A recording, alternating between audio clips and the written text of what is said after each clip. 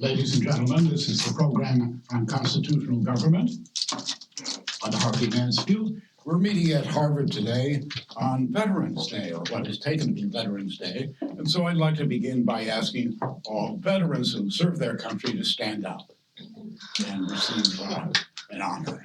I guess you're the only one.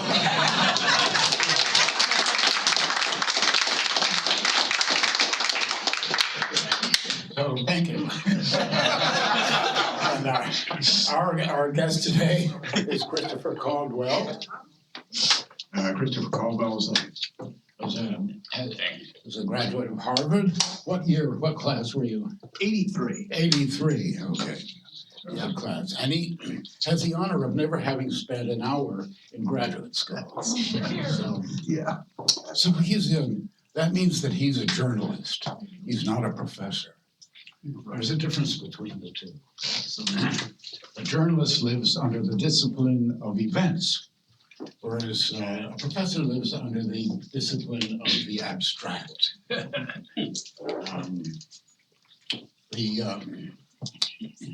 They both attempt to go into something deeper. But I think here that actually the journalist has an advantage. And Christopher Caldwell is an example of that. Professor, when he tries to go deep, usually makes a generalization which is shallow. An example would be people who drive on the right side of the road tend to live in countries where that's a law. Now, is that because it's a law? Oh no, it's a correlation. It's correlated to this other separate fact, which tells us that people obey the law. That's a professor. But a journalist, one like Christopher Caldwell, under the discipline of events, does something different. He looks at a particular event and uses it as a way to get insight into general or permanent or predictable results. And so he has a better chance, I think, because he's forced to look at a sort of start from a particular event of having to find something interesting or beautiful to say about it. So although most journalists under the discipline of events just look to tomorrow, and they don't stop to explain today. But Christopher Caldwell did that, and he did that in the two books that he's written. One is Reflections on the Revolution in Europe, nice title borrowed from Edmund Burke, which is about a single event. You could say the Muslim immigration and the results it's having in Europe and what that shows. And then the second one is called The Age of Entitlements, and America Since the Sixties. That was more recent, that was 2020, and that was about the event of the civil rights legislation and the consequences of it. He also writes for magazines and newspapers, New York Times, Claremont Review of Books, Financial Tribune, Financial Times, sorry. The American Spectator, UnHerd, yeah, that's another one. And he was an important person in the late lamented Weekly Standard, which I'll mention for this occasion. And so he's going to speak on the right in Europe. So, Chris. Right. If you don't mind, I'll stand over here and do that. Thank you, Harvey. That was really, I appreciate that. In my ingratitude, I will say I don't generally like to talk about the right and the left. These are terms that I actually tend to avoid in writing and in talking. I think in Europe, as here, but let's stick with Europe because we're talking about Europe today. There are indeed two poles. They indeed have to do with the economic order, the way the terms left and right did when they were relevant. But I think that actually the polarity is around something different. I think we have these terms populists and elitists, which I think both groups tend to resent, and I don't use them with any invidious aim in mind, but I think they sort of describe what the polarization is. They describe the polarization we have in this country. And they also describe Europe. I don't actually see the people who are generally described as the right as being a right. I think in a lot of ways, the people we call the right are a left, and the people we call the left are a right. By which I mean when we talk about the left today, we're often talking about the historically center-left parties, the Democrats in the United States, the Socialist Party and now defunct Socialist Party in France, the Labour Party in Britain. The German Social Democrats are an exception to this rule, but these tend to be parties of order. They tend to be parties of elites. They tend to be parties of property, whereas the parties we call parties of the right tend to be parties of outsiders. They're often parties of the underqualified. They're often parties that want a bigger share for the government and the economy. So I think that the terms have kind of lost their real. They have lost their precision. Just one more thing. I don't necessarily see a rise of the right that some people see in Europe. There's certainly certain populist phenomena that are coming into focus, but I do think that populist and elitist are becoming two pretty stable poles of the Western political order, and it's a very competitive political system, and there are times when the populists appear to be rising, and times when they appear to be on the back foot. So it's a big subject. I would just like to say a few words today about three countries that I've recently been to and looked at. That would be Poland, Germany, and to a lesser extent France, and then talk about three things that are really influencing this polarization that we're talking about, namely immigration, the Ukraine war, and the role of the United States in the world. In almost every country, there is a white-hot passion over migration and demographics for understandable reasons. I mean, in some countries where the native population has been shrinking for longest, and I think specifically of Italy, Germany, and Austria in Europe, you now have a dynamic where each generation of native-born people in these countries is 2/3 the size of the generation before, and that's sort of this.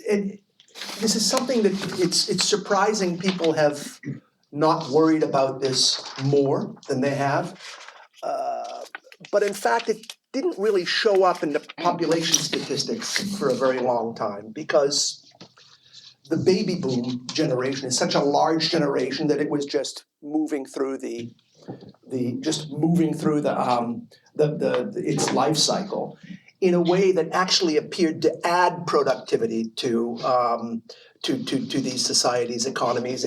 How could it be a problem? We're producing more, and we're producing more because we have this gigantic native-born generation that is in its productive years. But as it moves out of them, it becomes a bit more of a drag. And now the baby boomers, they or we have begun to decline and die.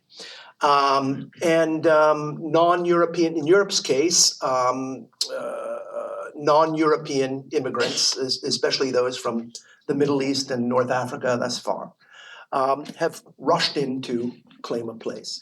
And this has always worried people, especially after 9/11, but there have been some high points to this story. In 2015, as you'll remember, there was a refugee crisis in Syria, and then Angela Merkel, who was the Chancellor of Germany at the time, offered to open Germany's doors to these refugees, and to her surprise, she got about 1.5 million of them from not just from Syria, but from everywhere around the Muslim world. And it was a misjudgment that, in a way, broke the German political system and has infused German democracy with a very different energy than it had before. Now, we're nearing the end of this Middle Eastern, North African chapter in European demographic change. Demographic pressure from the Middle East is leveling off. Despite recent appearances in Gaza, the region is much less structurally combustible than it was 20 or 25 years ago at the time of let's say 9/11, when you still had a large, what some people call a youth bulge, where you had a lot of people in the, a ton of young men in the really passionate decades of life, let's say between 15 and 30 years old, and not enough spaces for them in society. Those people are now between 35 and 50 years old, and they've given way to a smaller generation. But in the interim, the demographic horse in Europe has kind of left the barn, and Europe is permanently transformed by this migration. There are parts of Europe, including France, Belgium, and Sweden, that are on track to be 1/4 or even a third Muslim, depending on the the future of migration. And this is one of the things that is going to keep this populist elite polarization alive. But on top of that, a new chapter is about to begin, and that's the African chapter in European migration. The population of Africa, which only passed 1 billion people just a few years ago, about a decade ago, is now up to about 1.4 billion, and it's going to reach well over 2 billion by mid-century, which is going to mean that in not much more than a generation, its population will have doubled, and generally it's hard to make jobs and positions in society grow as quickly as the population grows. So there's every reason to expect that that migration pressure on Europe will increase. And right now, that migration across the Mediterranean is about 500,000 a year, but it's growing, as you can see if you watch the news, and it's taking every effort at every level of European government to keep that number only growing slowly. The numbers, the pressures that have been, the population pressure coming out of Africa is really mind-boggling the closer you look at it. And the entire dynamics of that area has changed since the US, UK, French invasion of Libya in 2011, which created a kind of anarchy in that Tripolitanian coast, as it used to be called, which informal actors have moved into, militias and mafias, and they have really strengthened their hold on the place, and it's a very hard thing for Europeans to break, short of using military means. And so there's a lot of complaints about the way Europeans are dealing with that sort of migration, particularly from Libya, particularly the deals that the Italians have made with the Libyan Coast Guard and the deals that the European Union has just made with the government of Tunisia. When you look at these things, when you look at the population statistics, it's really amazing. And there's a francophone American journalist who's just a terrific writer named Stephen Smith, who wrote a book on this subject. He was the Africa correspondent for Libération, which is a left-wing Paris daily. We had him here a couple of years ago. You did? Yeah. Well, more like 7. But yeah. Oh, Stephen Smith. Yeah. Well, you probably have heard these statistics, but I'll quote them for you again, okay? In 1950, Niger, which had 2.6 million people, was smaller than Brooklyn. But in 2050, it's going to have 68.5 million people, and it will be larger than France, And when that happens, Nigeria will have 411 million people, and it will be larger than the United States. Nigeria's capital, which is Lagos, in 1960, it had 350,000 people. That is, it was smaller than Newark. But Lagos is now 60 or 70 times larger than that. It's got a population of over 20 million, and it's expected to double, where it'll be about the size of Spain. So when you talk about population pressure, one of the things that Smith did was he said it's really amazing how a growing population that finds an outlet can expand in a new territory. And it's exactly what most of our forebears did when they came from the old world to the new world. It's the story of American growth. But in 1955, Mexico had 30 million people in it. And if you were to pose the question if you were to say, okay, in our time, a lot of Mexicans are beginning to go to the United States. What is the Mexican population of the United States going to be, in another generation or two? You would assume it would be some fraction of 30 million. But actually the number exceeds 30 million. It's about 40 million. So it's a real disparity, in the dynamism of populations can have tremendous consequences. Probably the most tremendous example we know of to date happened right here, which is the settlement of the eastern United States in the 17th century. I feel I'm getting a little bit carried away by this, but anyway, let's talk about how this is affecting Europe. If you look at what happened to Lampedusa, a small Italian island in September, Lampedusa is like a rock. Lampedusa makes Nahant, look really big, 11,000 people arrived there in just not much more than a weekend. And when that happened, you got a good example of populist politics and elite politics. So you had the new prime minister of Italy, Giorgia Meloni. I say new, she's been in there for like a year. She came with Ursula von der Leyen. Meloni campaigned for office saying what we need to do in Lampedusa is we need to blockade the Mediterranean. We need to keep migrants out of there. Von der Leyen has a different message that she would like to sell to Italians, which is not unappealing, but it's a different kind of message. She says, we have European solidarity, and don't worry, no matter how many people come to Lampedusa, they will be evenly distributed across Europe.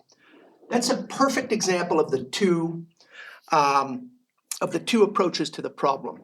But what's going on now is that Meloni seems to be coming around to von der Leyen's point of view, and so you get movements inside of Italy. Meloni was, as those of you who follow Italy will know, Meloni is as a young woman was a follower of the Alleanza Nazionale, which is the successor party to the Mussolini's Italian social movement, and she was a real, came from a troubled family, and that became her family. This sort of like really right-wing Italian politics, and so when she was elected, people said, "Oh dear, this is the most right-wing person who's ever run Europe." But it was clear that she was evolving even then.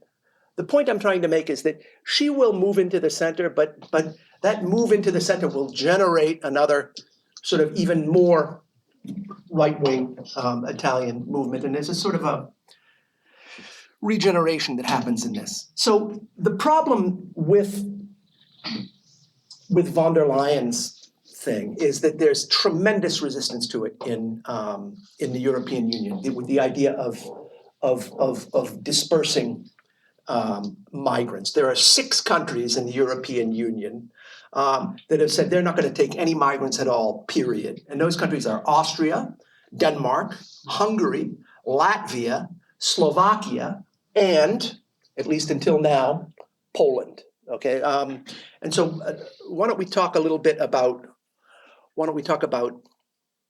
Poland?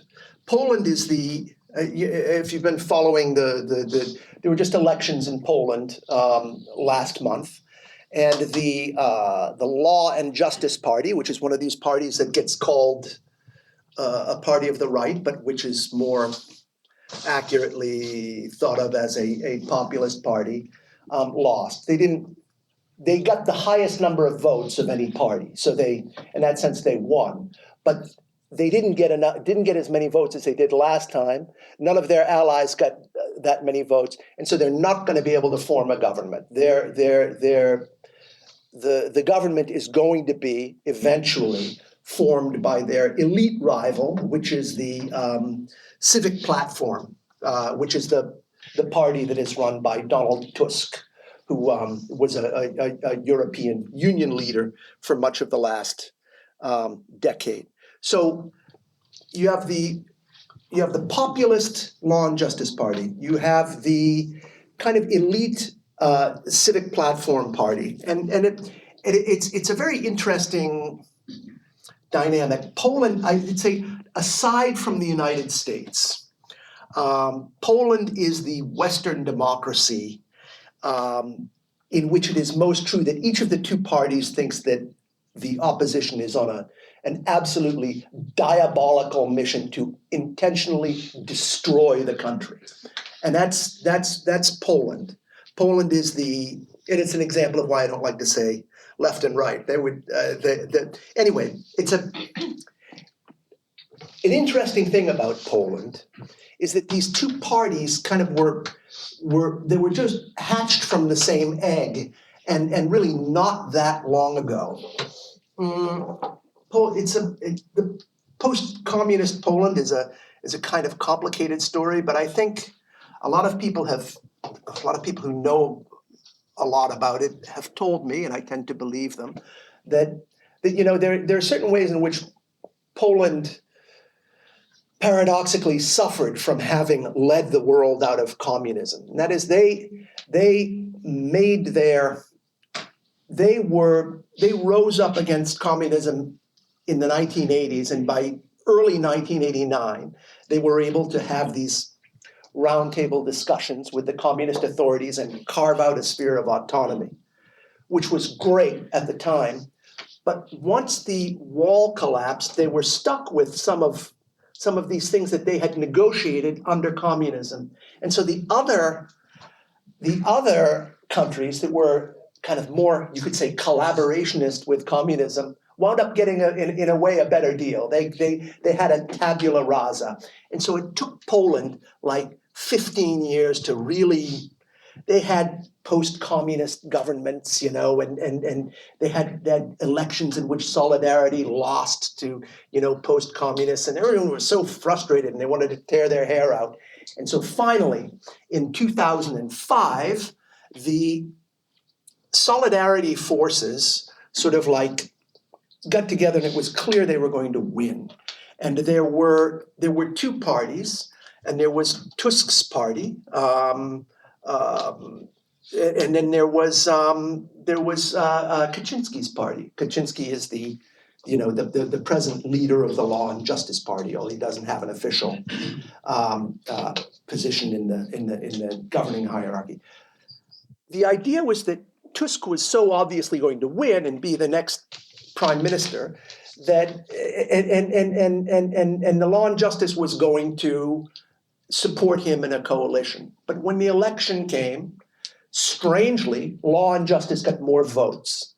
And then they forgot about all of the deals they'd made with Civic Platform, and Civic Platform felt disrespected. And so there was like a civil war in among these successor parties to the Solidarity movement. And now they absolutely despise each other.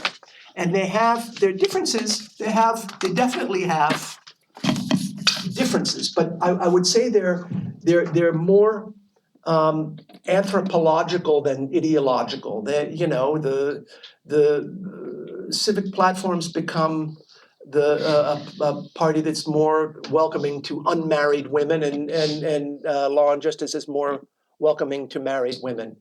Gays tend to find more in the Civic Platform than Law and Justice. Religious people, Law and Justice is just as religious a party as it was 30 years ago, and Civic Platform is a party of sort of exit from the church. So it's an interesting parallel maybe to the United States. So Civic Platform has wound up being kind of the party of the dynamic global economy. There's geographical division too. Civic Platform tends to be the party of the German, the more German influenced west of Poland. And in fact, it's the line between the two parties follows the line of the old 18th century partition of Poland. Law and Justice tends to be the party of the Slavic east of Poland. They both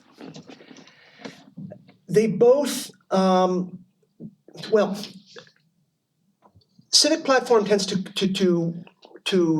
to have more influence among elite private institutions in Poland. The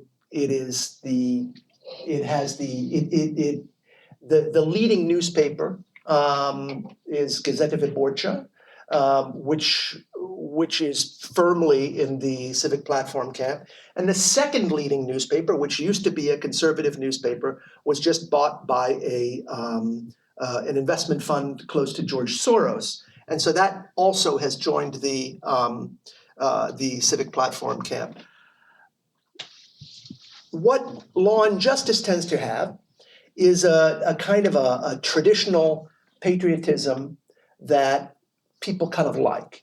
It's a sort of a more like what people thought their parents thought being Polish meant.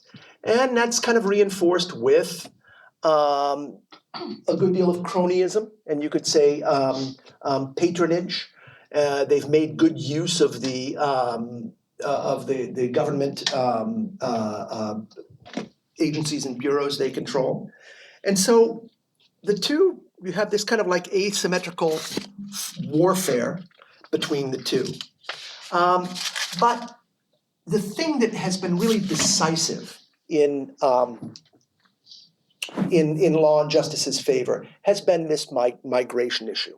And when we talk about populism and elitism, I think we tend to think that there was a great surge of it in the middle of the last decade, and there are three episodes that we tend to associate with it. There's first of all Brexit, certainly the most extraordinary political event of our time. Second, the election of Trump, and I'd say third, the election of the Italian elections of 2018, which brought this left-right populist government to power, which was very interesting. But I would argue that actually the Polish election of 2015 was the beginning of that. And the context of it was that Tusk, who had been prime minister for 7 years, had just moved to Brussels. The migrant wave out of Syria had just begun, and the German public had just turned on Angela Merkel. And so there was a kind of an emergency about what to do about these million-odd migrants who are now occupying every middle school gymnasium in Germany. Okay, and the plan that the European Union came up with was to distribute them to the other countries. This was the beginning of this plan.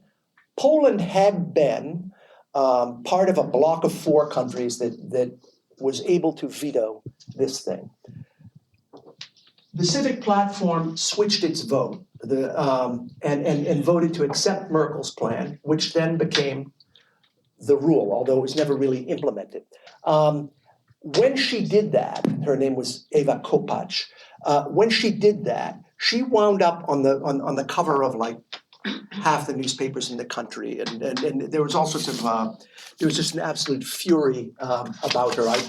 There's one newspaper that I just remember. Oh yeah, there was a weekly magazine that showed her like dressed in a burqa, and then the headline on the magazine was, "Eva Kopacz will follow Germany's orders and ensure we live in hell." So at elections a month after that, the Civic Platform lost a third of its seats. And then something really interesting happened. There was a very complicated, the shortest way to say it is that, as in the United States, a new populist government came in and was able to change the composition of the courts, and that is true. But it was like a tremendous drama on both sides. It involved not just stacking the courts with sympathetic appointees, but also changing the rules of the courts. There was a discussion about the role of the Polish Supreme Court and the Polish judiciary in general that resembles the one that we have here about activism. And there were really genuine problems, such as that of judges appointing their successors. But Law and Justice changed the rules of the courts.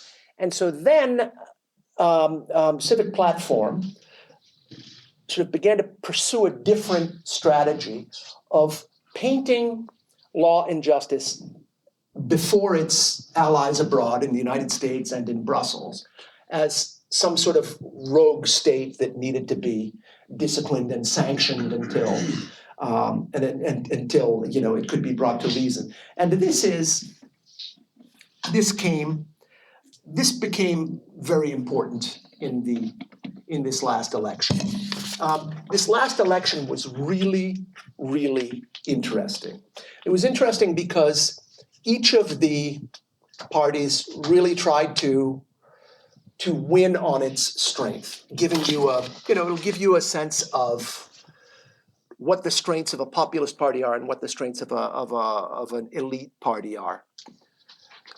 The European Union has finance mechanisms. I know this is sounding awfully complex, but the European Union during COVID created $1 trillion bond issue that for which all the countries shared the liability, and which each country would get its individual slice of.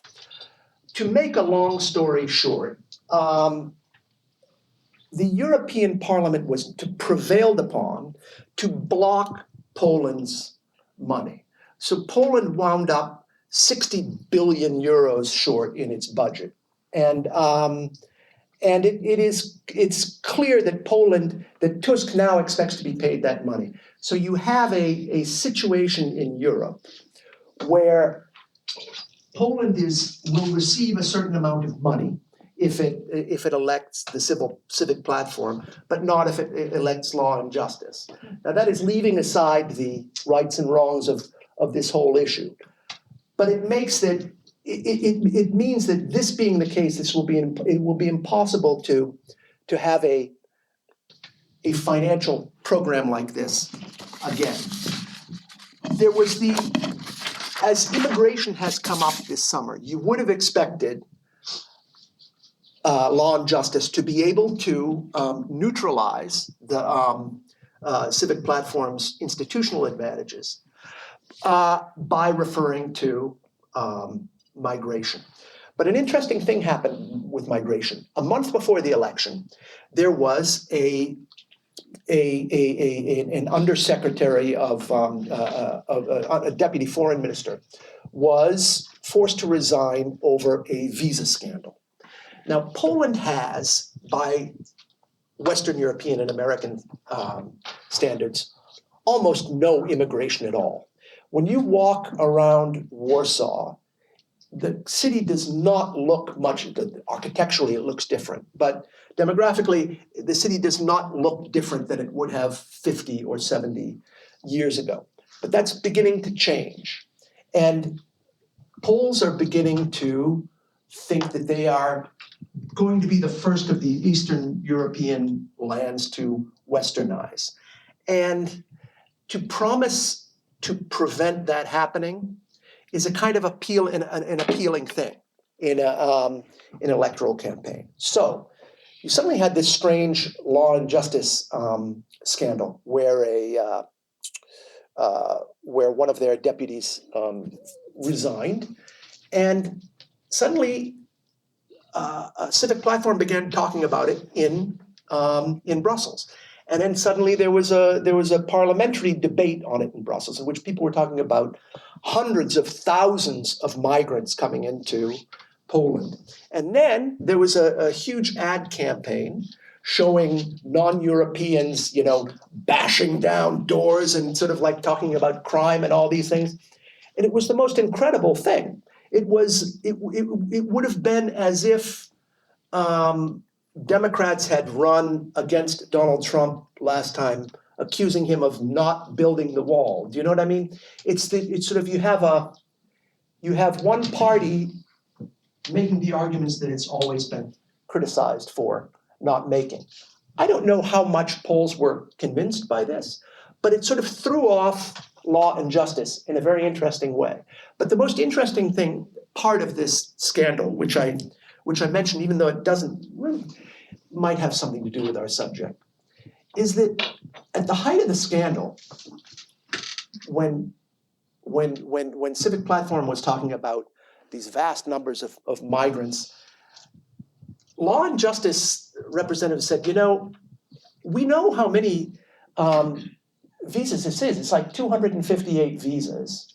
It's not that big. But we can't exactly figure out what happened because we don't really control the visa system. Because the visa system was privatized in 2011. It was privately contracted in 2011. And this was sort of discussed in the Polish papers.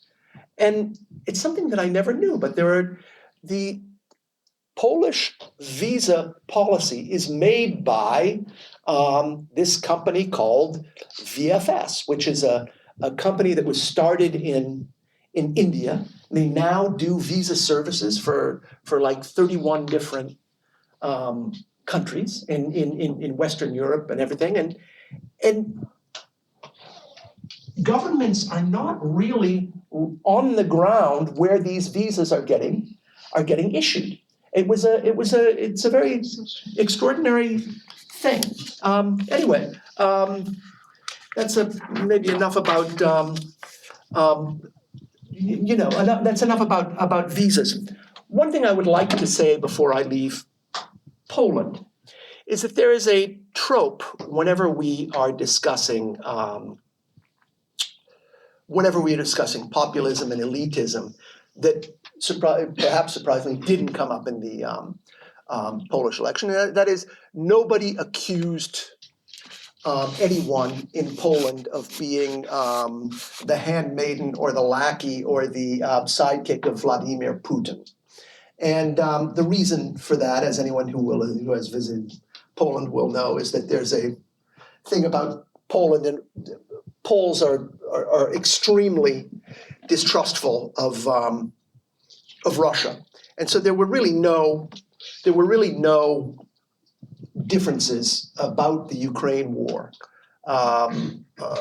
or anything else involving Russia in the Polish election. There was one smaller party that had one wing of it that said some sympathetic things about Putin, but they did very poorly in the end. But the war did wind up hurting Law and Justice in a lot of ways because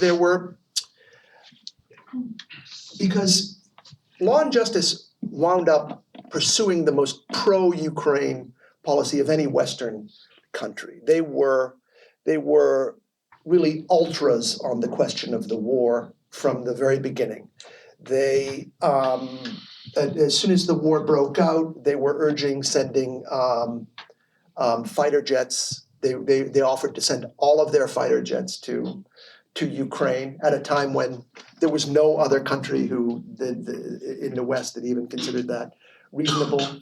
In the course of the war, they have almost doubled their defense outlay. They have admitted 1.5 million refugees from Ukraine without building refugee shelters.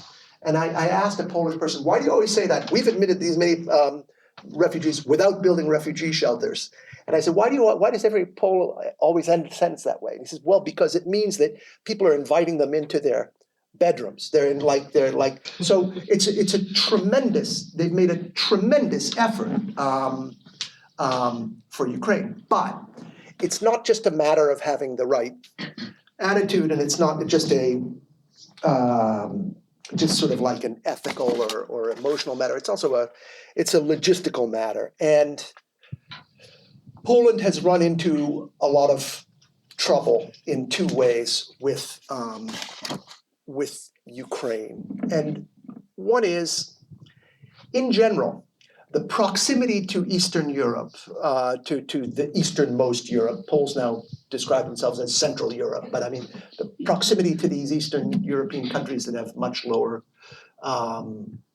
wages has been a godsend for Poland, as it has been in an earlier time for Germany. It's allowed economic growth without inflation, and when you go to Poland, it's really extraordinary. It gets richer if you stay away for a year. It's just noticeably richer and things. So Ukraine has been very good in terms of its the proximity to Ukraine has been good in terms of its economy. But this latest wave has also put a lot of pressure on its housing stock, and as a result, the price of rents went up by about 30%. Over the past year, which is not a kind of thing you want to have happening when you go into an election. And another thing that happened is, because it has been at times impossible, at sometimes merely difficult for Ukraine to ship its grain out through the Black Sea, the European Union has allowed the grain to travel through Europe to Baltic and Mediterranean ports. And that part of Europe not being quite a stranger to corruption, some of this cheap grain has found its way onto food markets in Eastern Europe, driving down the price of grain for the farmers who are law and justice's bread and butter voters and complicated matters. So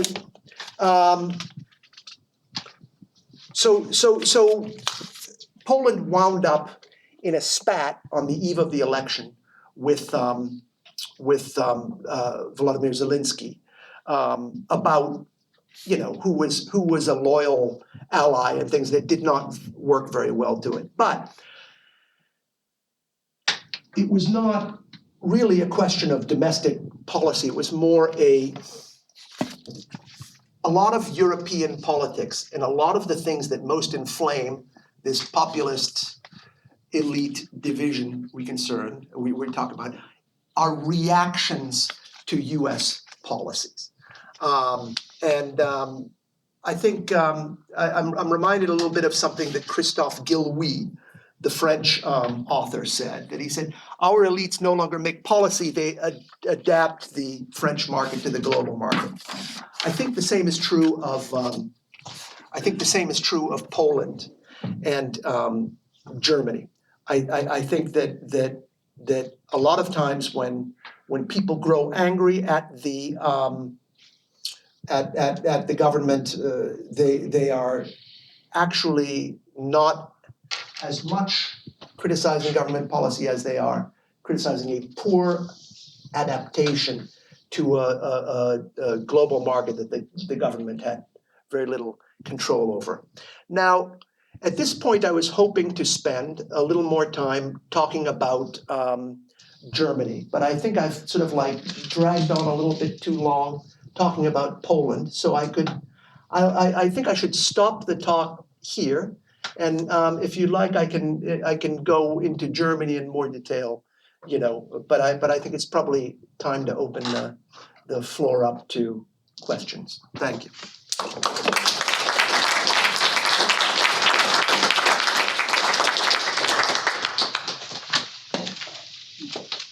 Yes, Russ, Avi. Two questions.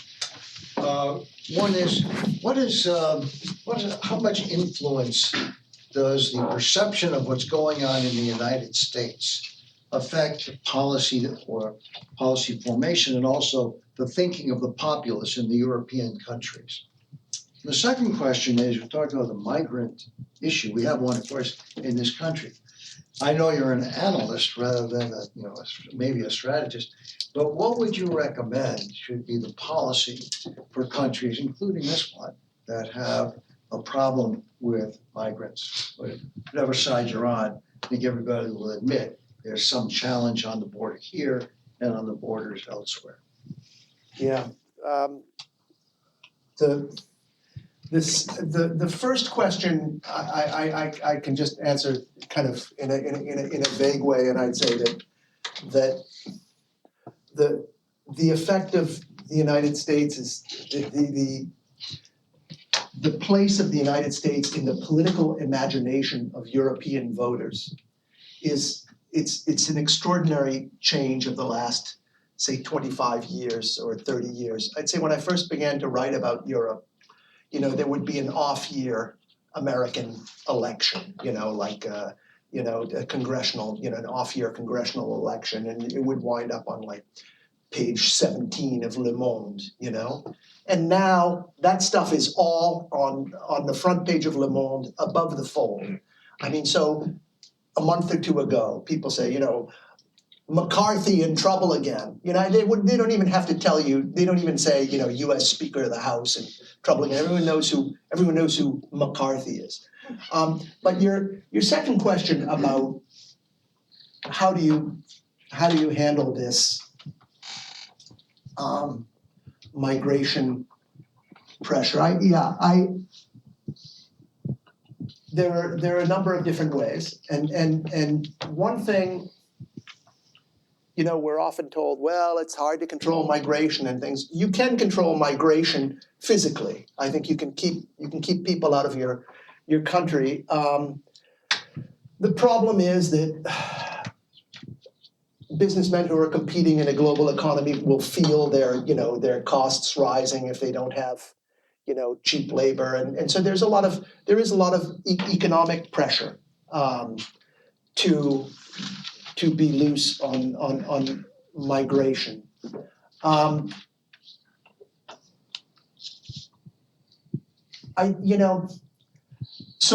think that a little bit of flexibility is necessary, but I also think that given and maybe this is an opinion more than an analysis, given the gravity of our problem with inequality in this country, I think that politicians may have a lot more leeway than they think to pursue a firm border policy. That is, to pursue a policy that will constrict the supply of low-wage labor. That the actual rising labor costs, even though they come at a cost, will have their benefits. And I think that,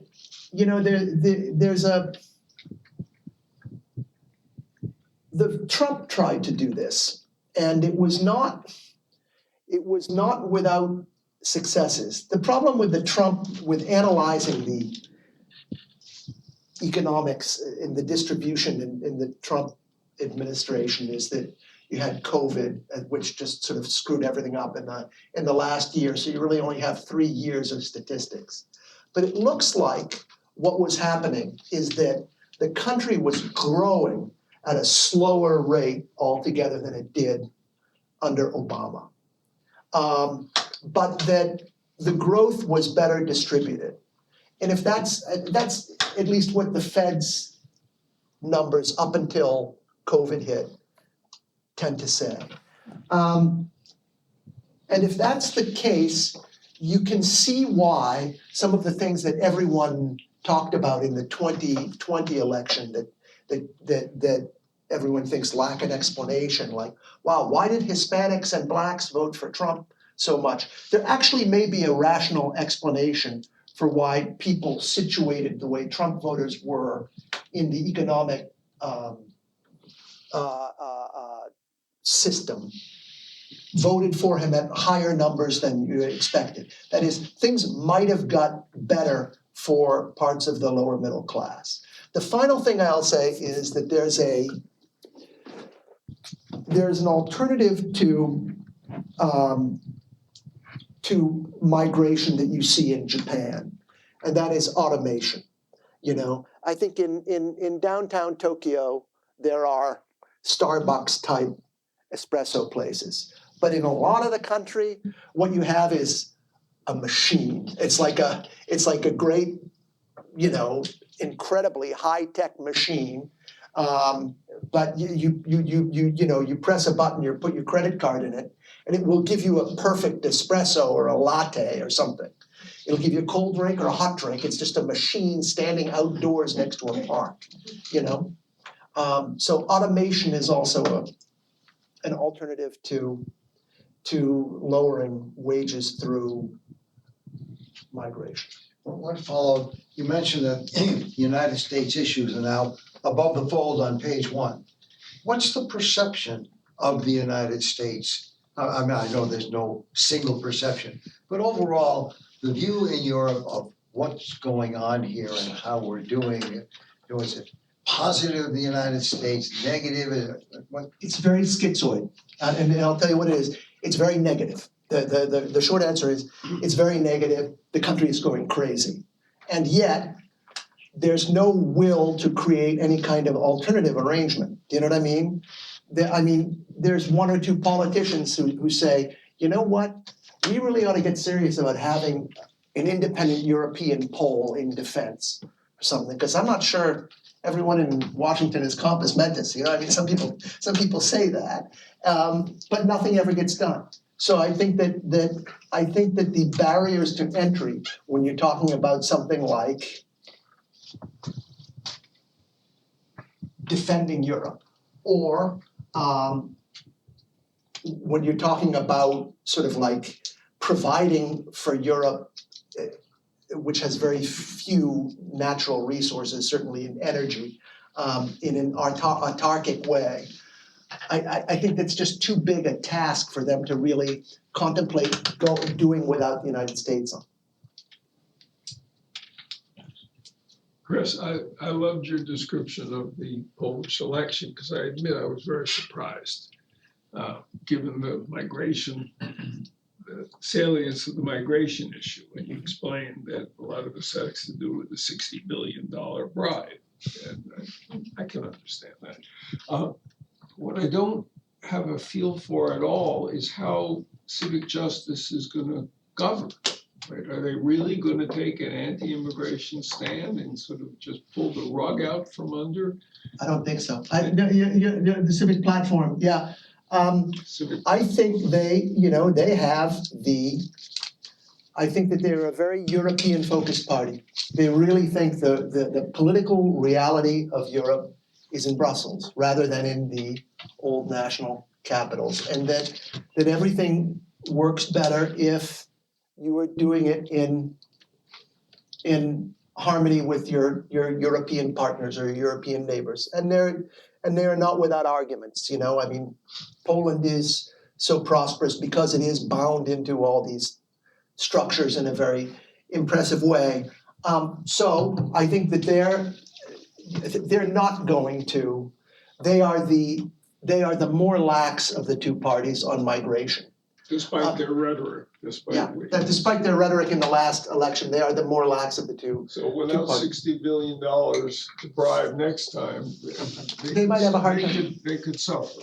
Well, they won't be able to do this same anti-migrant campaign the way they did. What they will do is they will have a migrant policy that is, that intends to reduce the burden on Poland. But it's this sharing one. It's not about, the difference between these two policies I was talking about, the Maloney one, which is the national one, is we need to lower the number of migrants. The von der Leyen one is, it doesn't really have much to say about the quantity of migrants. It just says that whatever the quantity is, they're going to be distributed more equitably, But, so next time around, yes, they will have a harder time campaigning. But I think that Civic Platform was in an interesting position. I think they feel, and I know they feel, that in 2015, they were basically defeated by a party that would say anything to win. And basically, the Law and Justice Party promised the moon. It was like a little bit like a Republican supply side thing. We're gonna increase your benefits and cut your taxes in half, kind of thing. They said, but this doesn't add up. You can't promise this. And they said, and Civic Platform tried to run one of these conscientious good government platforms in 2015. And they said, no, we're not going to promise this because it wouldn't balance the budget and things like that. And they got defeated. And they thought, we're not going to make that mistake again, So anyway. Yeah. So you didn't get to Germany. Can you say just a word about the AfD and in particular in your reframing? Is the AfD right wing or is it populist? It's hard to tell because German right wing talk is sort of constrained by the Verfassungsschutz and by the laws that Germany has constitutionally to prevent the expression of certain really right-wing sentiments. So in most countries, you just have to assume that what people want is what they say they want. But in Germany, there's always the possibility that what people want and what they say they want are two different things. I tend to think that the AfD is a right-wing party. I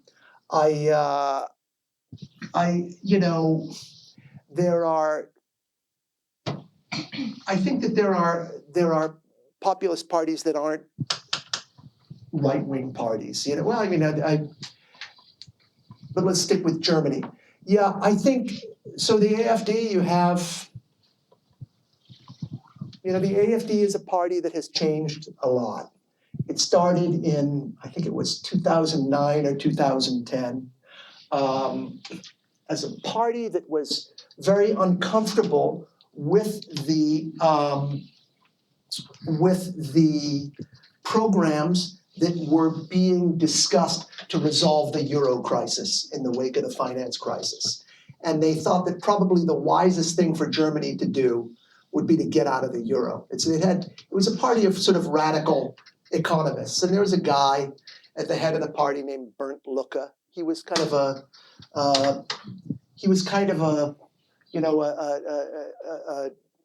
sort of an abstract kind of macroeconomist and there were some very top quality macroeconomists involved in it. That's what the party was, and I think it got just under the 5% threshold in the next election.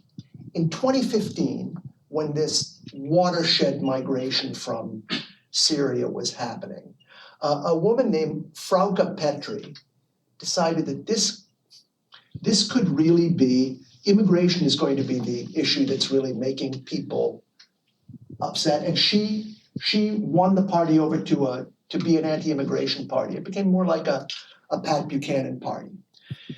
And then Petry was ousted, 3 or 4 years later, and replaced with another guy who was kind of the head of the fraction named Jörg Meuthen. And he I think wanted to make the party compatible with bourgeois conservative parties so that it could make coalitions with, say, the CDU. He wanted it to be a conservative party, but that was his idea. But all along, and through all 3 of these iterations of the AfD, there has been this group based in Thuringia, which is the Eastern Germany is its politics has been more radical since the reunification than Western Germany. So there's been this wing of the party, which is called the Wing, in Thuringia, run by a guy named Björn Höcke, who's one of these guys. I don't really know too much about his politics, but he's given to double entendres and to sort of messaging and tweeting in ways that indicate that he is at odds with the whole German post-war reconstruction. And he thinks it has been a wrong course. I mean, famously, he called the Holocaust Memorial in Berlin a monument of shame. I forget what the expression he used in German. It was like Schande-Denkmal or something, which Denkmal der Schande, yeah. Denkmal der Schande. I don't know if you would call, I'm not a native German speaker, I don't know if you'd call that a double entendre or a pretty clear thing to say, but it's the area in which he likes to talk. And someone pointed out to me, you've had several iterations of the AfD, but this wing of the party has outlasted all of them. So that is a core, that is a kernel of its thinking at the least. But I don't know. Okay, here's the question I have is Yeah. Now you talked about demography. Yeah. And you haven't talked about war, which is a more recent event, which seems to have created a general disturbance and perhaps, who knows, lasting changes. And both of these are events, and sort of we ideal mongers wonder how this affects our principles, our liberal principles in general. Both of them seem to challenge the idea of globalism, which means free movement, free exchange of goods and services. The one because of migration,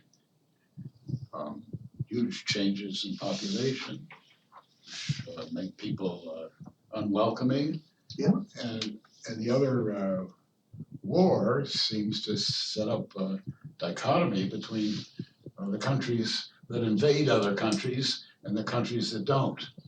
And Which war are you referring to? The one in Eastern Europe, the one in the Middle East? both together.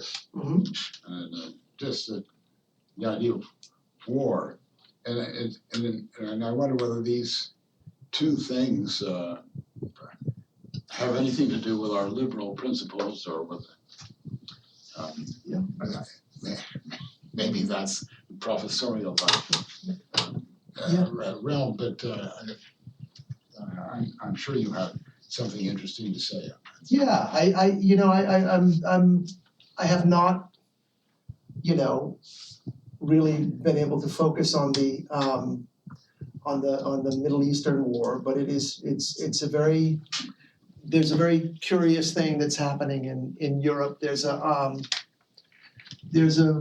march against anti-Semitism on Sunday in Paris, and there's been a lot of discussion of whether to invite the Rassemblement National, which is the Marine Le Pen party,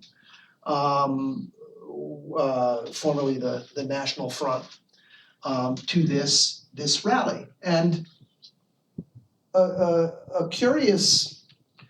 are a couple of curious things about this. One is that the Rassemblement National has said has done nothing except firmly support Israel in everything in this, in every respect. It's assumed that the left populist party, the France Insoumise, the party of Jean-Luc Mélenchon, will not come to this rally. But it hasn't been considered a particular priority to exclude them. And I don't even know even now that there's still I would defer to some of the French people in the room, but I don't even know now that it's as much of a stigma to potentially make a coalition with the historic left as it is with the historic right, even though the historic right in France seems to have, one can always be wrong, but it seems to have fully made the transition to being not a right-wing party, but a populist party. Whereas the old left party has become something a little bit darker. I see a gentleman from France. Do you want to make a comment on it? So on Mélenchon, I think his position on the conflict did hurt his pull on the coalition, because as you mentioned, he runs La France Insoumise, but it's part of an umbrella coalition that includes the Socialists and the Green Party, etc. And the representative of these parties are of a different mind on the issue, and that could lead to the collapse of the left-wing coalition. And in terms of perceptions in the political class, certainly Marine Le Pen is still the object of a kind of anathema, but in the general public, you can see now that people see Mélenchon as a bigger threat to democracy than Marine Le Pen when they're polled. So you seem to see populism as something which transcends left and right. You said that party is no longer, it's not a party of the right, it's a populist party. I wouldn't say transcends, but it's on it's at the very least on a different axis. I've always said, until this recent repurposing of the word, I've always tended to think of maybe because we had a populist party in this country, which we think of as a party of the left. I've always tended to think of the default meaning of populist as being left, because you're a populist if you have been badly done by, if you've had to go without, if your economic position is deteriorating. It's just a populism is a call for a new deal, you know. So yeah, I don't. Whereas right, this is why, you know, when I think of the right and right-wing parties, I think of programs, and I think of principles for order. And so in 18th century France, when you talk about the right, you mean the system of order, right? You mean the throne and the altar. But after that, once we're no longer living in monarchies but living in republics, rightism is a program, you know. And I don't, and so I can see how you would apply it to certain 20th century movements, but I don't think it's got a natural, I don't think it has there's nothing inherently rightist about populism. Yeah.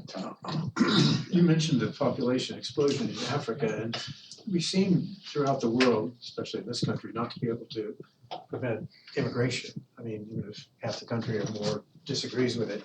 And so do you expect that African population is going to, a good portion of it's going to end up in the West? All over? Yeah. I mean, it seems to be, I think that's already happening. I think that's one of the surprising things about the Mexican border is just how international the migrant population there is, yeah. Yeah, I'm wondering if you could speak a bit on pronatalist policies and whether they've worked at all or people are giving up on that. We keep reading that, I've never made a study of them. We keep reading that they are, that it's futile, that there's nothing you can do to sort of like increase family size. I don't know. I wouldn't necessarily believe that. I'll say the beginning, I think that the best thought out pronatalist policies, or let's say the most systematic, were the ones that were carried out in Italy under fascism. They were the first. They were kind of like the model of how these things work, and they combined certain privileges and financial incentives. And I social scientists say the evidence on them is neutral.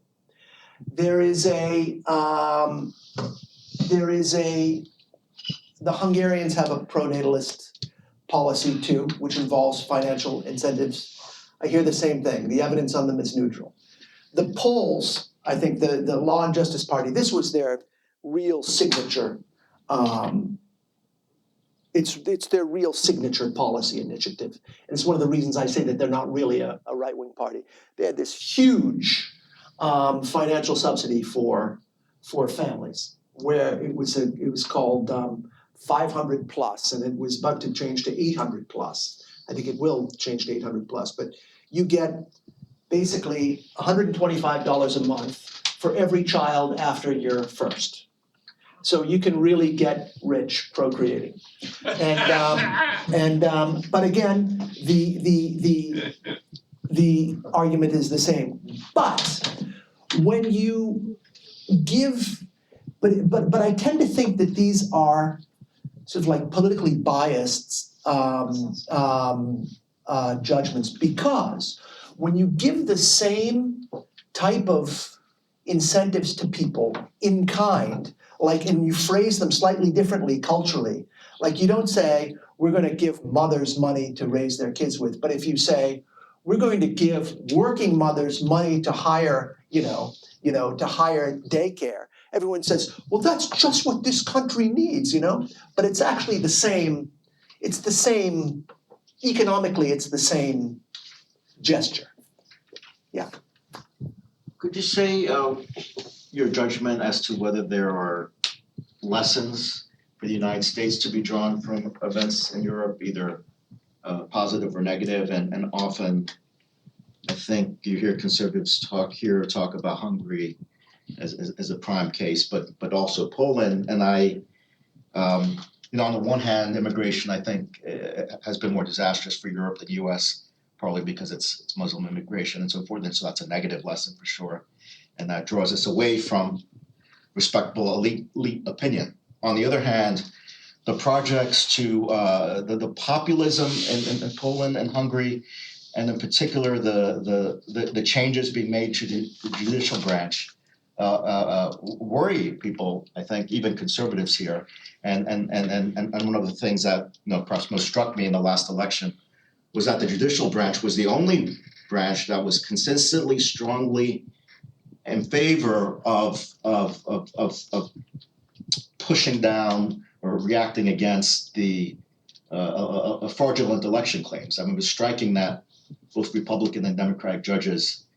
So that was, I think, a recognition to me that one should perhaps be careful about these changes. And I just don't know what your view is as to whether these things are good developments in Europe, and maybe we should imitate some of them, or bad, or developments that could lead in a horrible direction in Europe. So. I think we can learn things from Europe, but we're actually the United States has a lot more leeway than Europe. I mean, I think that a lot of the things that I'm describing, certainly with regard to Poland and Hungary, have to do with sovereignty lost to a multinational union or organization or confederation. And we have had that problem in this country before, but we kind of resolved it in the Civil War, I think. But so right now, the United States has the United States is a fully sovereign country. I mean, you might not like what it does with with its sovereignty, but the problems that Hungary and Poland are trying to deal with through various maneuvers, and that Britain dealt with through Brexit, that's not exactly a problem we have. What we do have, the problems we do have are problems of how to let's say, mediate between the branches of government. I'm not sure I agree with you about the significance of judges sort of refusing to hear fraudulent election claims, because I think that that is such a red line. I mean, if you have a system where your leaders are chosen in elections, the moment judges are allowed into that system is the moment it becomes you can sue to, it just can't be allowed to happen. You can't go back on unless I can't imagine the situation where you'd say, we'll look this over the next 9 months, just hold that election, hold that thought for a second. I just can't imagine a court really doing that without damaging the system terribly. I have a question about citizenship. I remember going to a discussion at the American Academy in Berlin, this is before 2015. And the Germans were very self-satisfied about their immigration because they were talking about the different sources of Muslim immigration and what to do about it. Because the French had immigration from Algeria. These are people who actually hated France, they were bringing into the country. The UK had Muslim immigration from Pakistan and Indonesia and so forth. But the Germans are saying our immigration comes from Turkey, and they're very well integrated into our society. They give us guest workers, and some of them are given citizenship, and they love Germany, and there's no problem here. But so my question is, has that discussion about citizenship changed because of 2015, because of this enormous numbers of Muslims coming from Syria and regions around Syria into Germany? Is there what, is there still a discussion about having a guest worker status and then proceeding to citizenship in some long-term orderly way, or is everyone instantly demanding citizenship for the immigrants, the No, way they do in this country? I think that was, I think that question in Germany was resolved for a very long time when the first red-green government came in 1998. Yeah. Basically, one of their planks, and I think it was mostly the Greens who were behind it, was that you would move from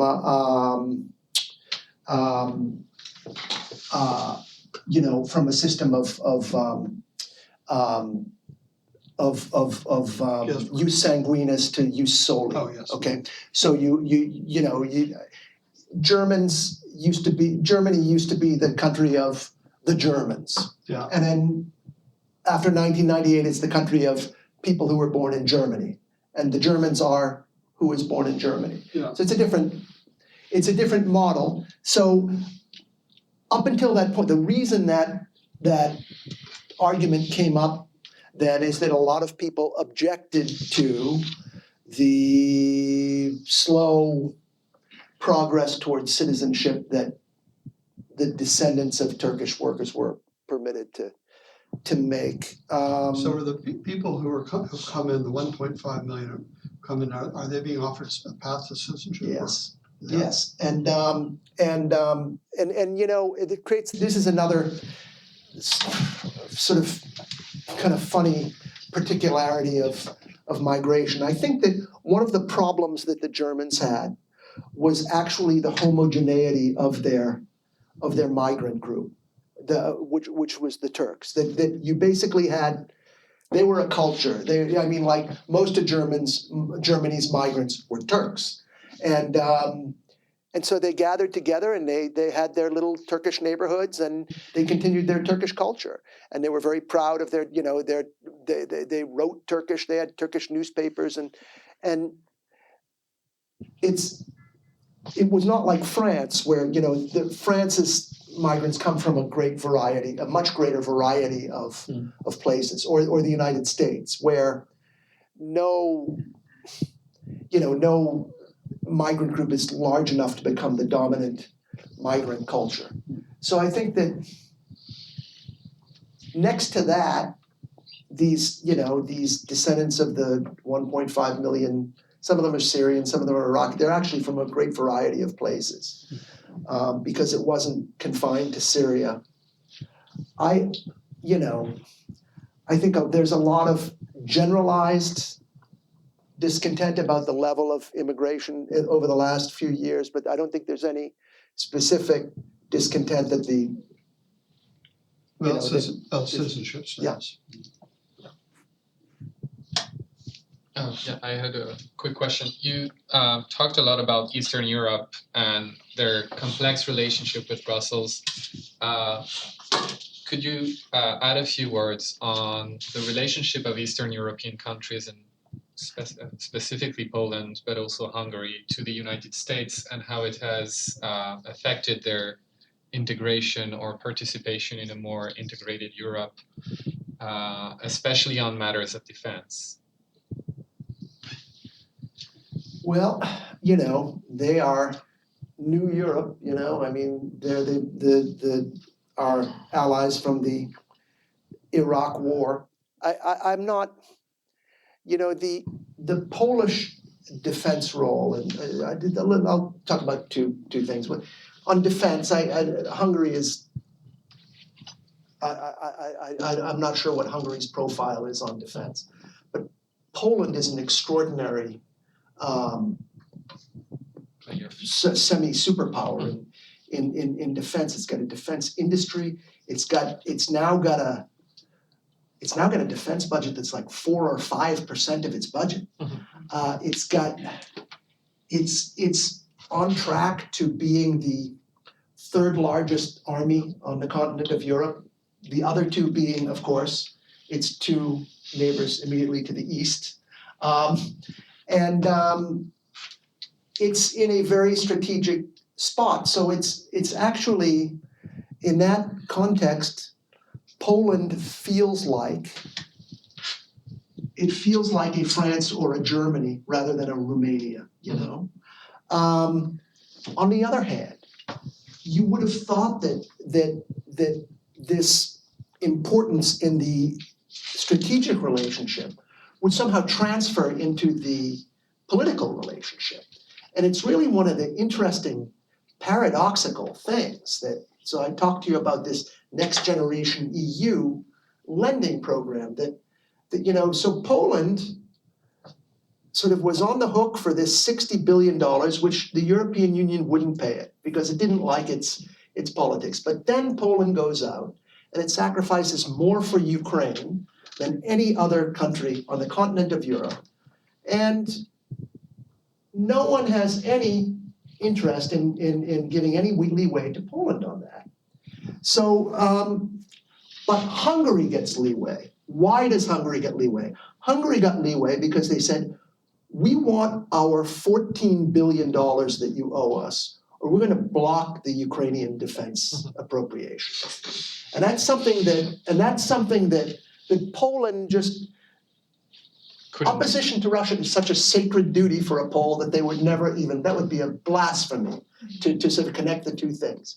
But because of that, I think Poland got taken to the cleaners. But just to address the American edge to this, there is an interesting thing I've noticed in the past 3 administrations, which is that the Democratic administrations in Washington tend to have a pretty clear idea of how they want a European ally to behave. And the Republican administration, the Trump administration, while it has certain selfish trade interests, has no interest in the internal workings of European government. So it's very laissez-faire. So there is a kind of a ratchet at work. So the Obama administration and the Biden administration were both very high pressure on Hungary. They put a lot of pressure on Hungary about things like ownership of media companies. And the Biden administration has put a lot of pressure on Poland for the same reason. Trump didn't care about any of that stuff. So I don't know if these are 3 representative presidents, but actually you've got a situation set up in the American relationship with Europe where there's where when the Republican is in power, the European polity just kind of floats, and when the Democrat is in power, it gets pushed into the direction of more interoperability, let's say, with the Democratic administration. I'm sorry. Yeah. You said that in 2015, after Merkel didn't close the borders, which she had actually wanted to do, but then there was this, nobody wanted to take responsibility for it, right? There's a great book about it written by a German journalist called Robin Alexander. It is really quite fascinating. You said, so after 2015, there was a revolt in Germany. I don't recall this at all. And I would say that to this day, the follow-up government in Germany is Scholz, it's SPD, it's Greens, it's FDP. So to this day, and the CDU doesn't know which direction to go, whether to basically become like Merkel or to take a more hardline stance on immigration. To this day, there hasn't been this revolt. Basically, from, you read all, the AfD is significant, I agree with that, but it seems like the German government is still very much in line with Merkel, and they have really no idea either what to do, or ideologically they oppose an anti-immigration stance. What would it take in Germany to really change course and how long can parties isolate the AfD? Because the CDU has made it very clear we're never gonna. I mean, obviously that's not gonna hold. They also said this about the left. That took 10 years or so until the SPD started going into coalitions with the former Communist Party. So the AfD, it's a matter of time when there's going to be coalitions on the local level and so on. But so far, it's really quite striking. It seems like they can isolate the real anti-immigration parties for a very long time by forming ever larger coalitions among the established parties. So I don't see this revolt in Germany anytime soon. If you think about it, the nationally, I mean, there were outcroppings of right-wing parties in regions of Germany, and I think there would be one seat in the Bundestag here and one seat there. After 2015, you suddenly had an election in which you had 100 members of the AfD in the Bundestag. I think that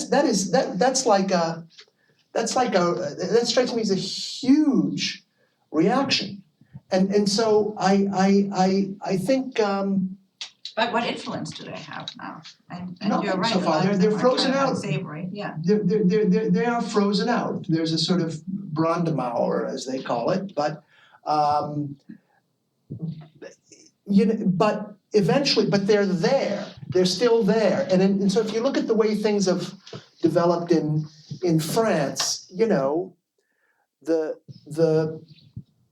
the National Front under Jean-Marie Le Pen was a party that got about 15% of the vote if you didn't pay any attention to it.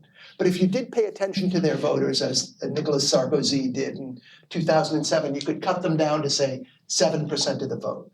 But French politics evolved in such a way that you couldn't pay attention to them, and then they began to grow.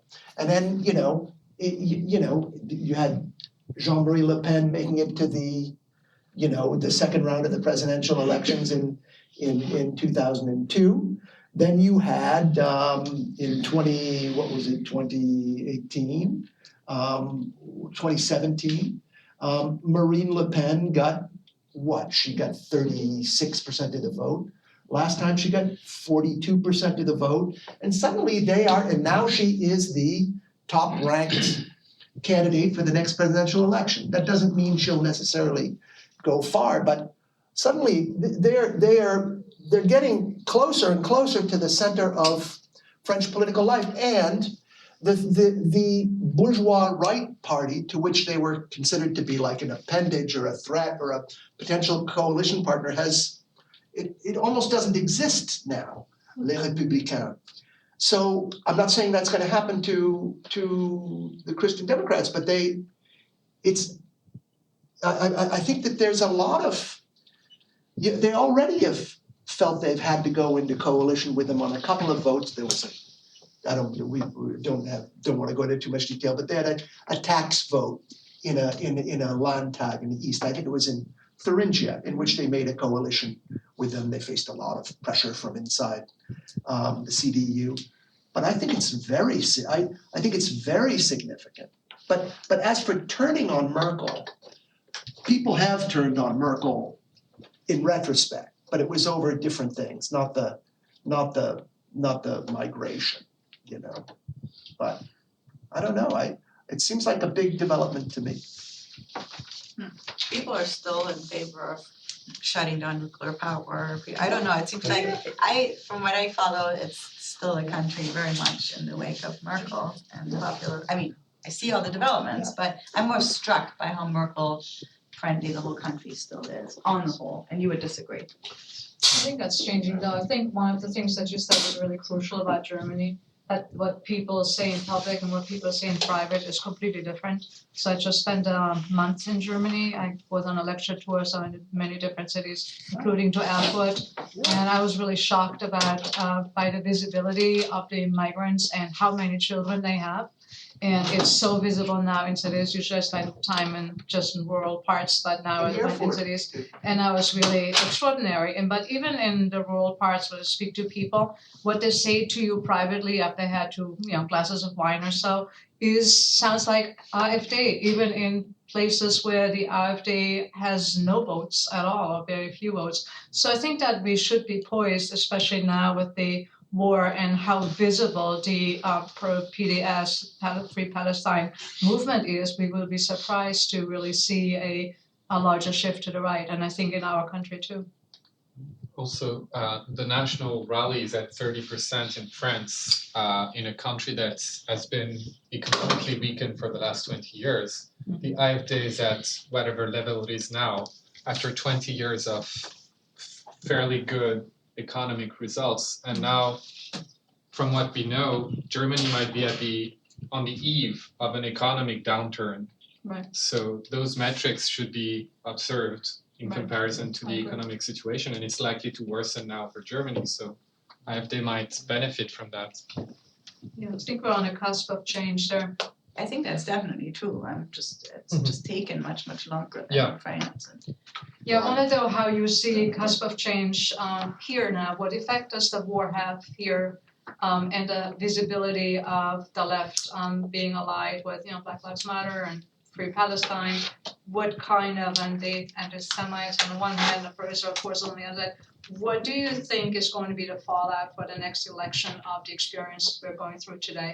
And also, situation even people who have no students in universities now understand that the universities are a very complicated place. So what do you think is the fallout for American politics? I'm gonna answer this a little more cursorily than the question deserves, just because I think we're. Yeah, because we're all out of time, but I wanted to get that question into you. Yeah, That's a good question. yeah, I can, I'll tell you, having looked at a similar eruption of radicalism around the Second Intifada in Europe in 2002, which led to, I think, a legitimate worry that France might be growing more anti-Semitic and that kind of thing. I think in retrospect, what was going on, I mean, the worry that people had was, is this transforming the culture? And the answer is, the culture that existed in France was being changed, but not because French culture was changing, but because new people were entering French culture. That I think most of that radicalism that you saw in France in 2002 and 2003 came from immigrant communities. It was a question of one part of the community growing rather than the whole part of the community changing its mind. Do you know what I mean? Yeah, totally. I got it. I suspect there might be some of that in these things today. Mhm. Yeah, but we. I think we have reached our. Okay. Sorry. No, that's good. Yeah. No, it's very good. So this is not your first visit, Chris, and so we've come to expect the kind of thoughtful analysis that we just got, Yeah. and we're very grateful. Yeah. So.